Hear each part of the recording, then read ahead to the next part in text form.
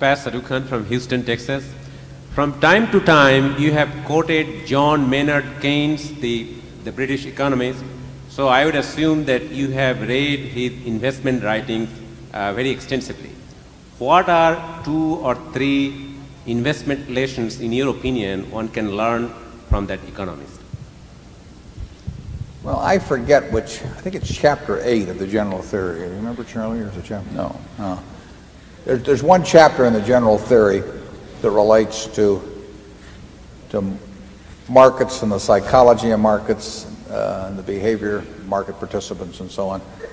That probably, aside from Ben Graham's 2 chapters, 8 and 20, and The Intelligent Investor, I think you'll find you'll get as much wisdom from reading that as anything written in investments. And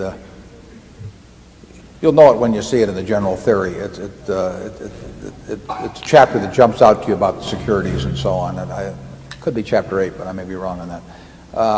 But I would recommend reading that. Keynes and Graham, from vastly different starting points, came to the same conclusion at about the same time in the 30s as to the soundest way to invest over time.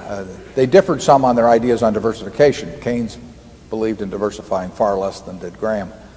But Keynes started off with the wrong theory, I would say, in the 20s, and essentially tried to predict business cycles and markets, and then shifted to fundamental analysis of businesses in the 30s and did extremely well. And about the same time Graham was writing his first material, I think Janet Lowe in her book on Ben Graham actually has a little correspondence that took place between Keynes and Ben. So I would advise you to read that. And there's some letters of his of Keynes's that he wrote to co-trustees of life insurance societies and colleges and so on that I think you'd find interesting too.